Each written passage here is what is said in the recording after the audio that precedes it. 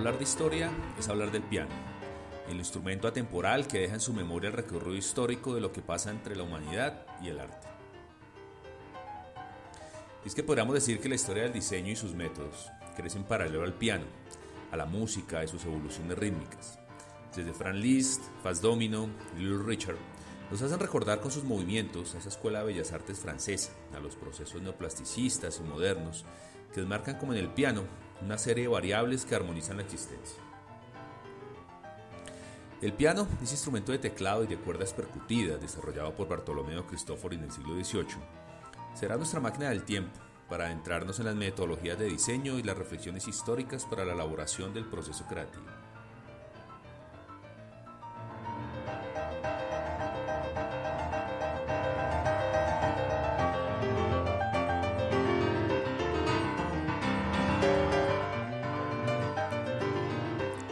Con la virtuosidad de fondo de Johnny May, deleitándonos con ese sonido del rock and roll clásico, hablaremos de cómo fue surgiendo la importancia de diseñar como un arte y un proceso, y no como una anécdota espontánea. Así que bienvenidos a este nuevo podcast lleno de diseño, piano y rock and roll.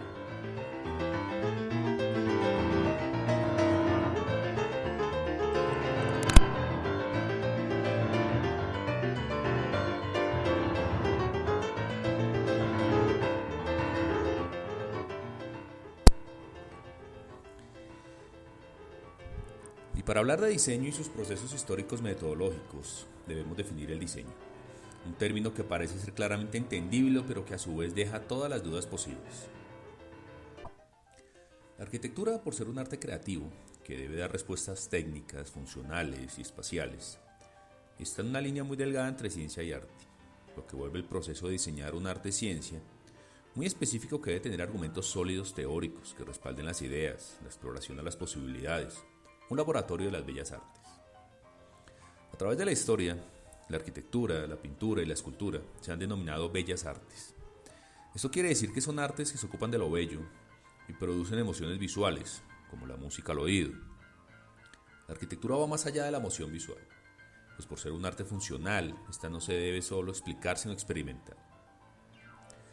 Pretender concebir la experimentación de la arquitectura a través de los métodos teóricos del diseño arquitectónico y su evolución histórica son las intenciones del podcast de hoy, cuya puesta en escena está en la ubicación de esos procesos de creación espacial y formal en la línea del tiempo, situándonos en el marco histórico y contexto colombiano de la arquitectura, su enseñanza, la formulación, de cómo se ha aprendido para ejercerla y llevar a cabo la sensación vivencial de sentir el espacio desde el análisis. El método es, etimológicamente, la senda que conduce al conocimiento. En él, los conceptos propios de la teoría se llegan a convertir en instrumentos para la creación de las ideas y la producción del espacio arquitectónico. El diseño, como lo comentábamos en capítulos anteriores, su significado primario de comunicación visual con un propósito, se puede direccionar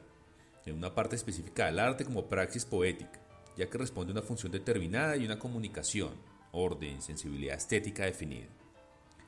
Lo que hace necesario preguntarse, ¿cómo se debe abordar un ejercicio de diseño arquitectónico? Independientemente de su uso o problema a resolver, el diseño arquitectónico debe tener unos principios que permitan tomar decisiones sólidas a la hora de hacer la simulación de la experiencia espacial. Pues la arquitectura, a diferencia de la escultura o la pintura, no se quedan en un marco físico definido directamente entre lo que se piensa y se ejecuta. Esta, la arquitectura, existe hasta cuando se recorre y se traslada a las 4 dimensiones. Es el arte más complejo, pues depende de múltiples factores externos independientemente de la visión creativa del artista. Así que genera modelos de comprobación, visualizados en maquetas, planos, esquemas, que deben estar sincronizados y con un análisis teórico que haga entender la importancia del arte de hacer arquitectura como una ciencia. El diseño arquitectónico es una actividad a la cual no se llega por prueba y error. No es una actividad de libre expresión artística, sino una profesión basada en la ciencia y que soluciona problemas de índole urbano, volumétrico y espacial, los cuales deben identificarse para que el proceso creativo de diseñar tenga un direccionamiento claro y no sean inventados por el diseñador o por criterio personal.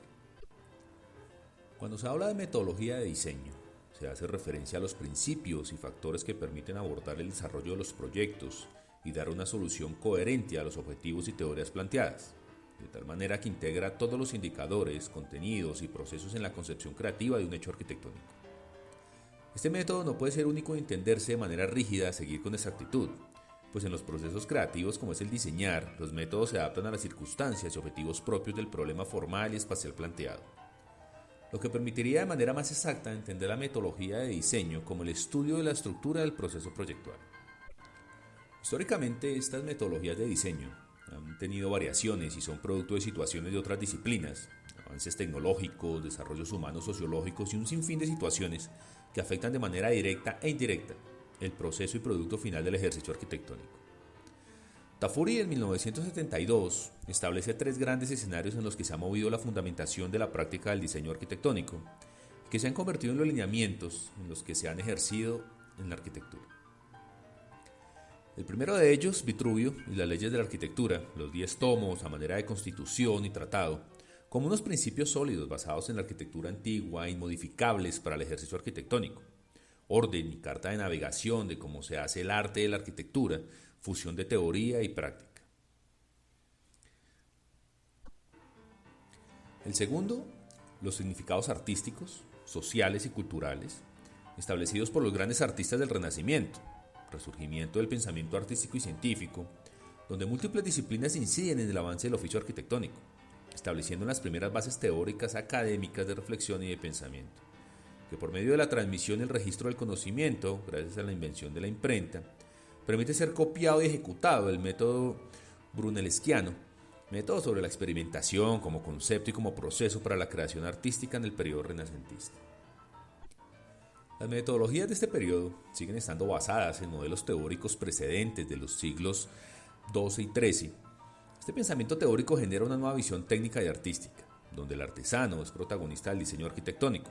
siendo el punto de partida para la enseñanza de la arquitectura desde el punto de vista academicista de la Escuela de Bellas Artes de París, y el cual será un espacio de reflexión para el tercer escenario metodológico a partir de la tercera década del siglo XX. La arquitectura moderna y sus pilares en la modificación de la enseñanza del diseño, el espacio y la configuración formal. La Bauhaus, como principal escuela de la transformación pedagógica y métodos de enseñanza del arte, el diseño y la arquitectura, dieron las pautas a los grandes maestros de la modernidad, hitos arquitectónicos y referentes para los métodos contemporáneos de diseño. La revolución industrial y su inevitable proceso de desaparición del campo artesanal provocó que las metodologías de diseño y procesos de hacer arquitectura se transformaran, incorporaran escenas dinámicas. Cronológicamente hay 3 fases entre el último tercio del siglo XVIII y el primer cuarto del siglo XIX. Empiezan a aparecer en el mercado productos en masas de un alto nivel de diseño, el deslumbrante, embombante, con obtener las cosas rápido y más económico, hace perder la calidad de lo artesanal y de perder los objetos con un propósito, llevando a la comunidad académica a crear una alerta, fundando escuelas de diseño, primero en Inglaterra con Ashby Morris. Y los principios metodológicos del Arts and Craft en Alemania, escuelas de artes y oficio dirigidas por principiantes arquitectos y los principales, los cuales a partir de una visión producen una metástasis artística con grupos como De Stijl en Holanda y otras partes de Europa, las cuales comparten principios para cambiar los paradigmas del clasicismo por los del modernismo, indagando en otras posibilidades para el desarrollo del diseño arquitectónico, de una manera abstracta, propedéutica, con un método de la enseñanza de los sentidos, la creatividad, las ideas. El concepto del aula taller, el cual establece su idea central como diseño, producción, negándose a aceptar la industria y sus procesos como modelo a seguir. Son estos principios y los establecidos por Le Corbusier los que definen el método de diseñar y procesos de creación arquitectónica en Colombia. Esos modelos traídos de Europa permitieron la educación en diseño arquitectónico de los profesionales que iniciaron la arquitectura moderna en Colombia y que sentaron en gran medida las bases de la educación en diseño del país. Y la historia y procesos metodológicos de diseño en nuestro escenario colombiano lo trataremos en otro episodio, en donde de nuevo el arte y la música nos acompañarán a viajar y transportarnos alrededor del rock, las ideas y crear. Mi nombre, Joan Manuel Guarín, y nos encontraremos en otra oportunidad con más diseño y sus historias escondidas.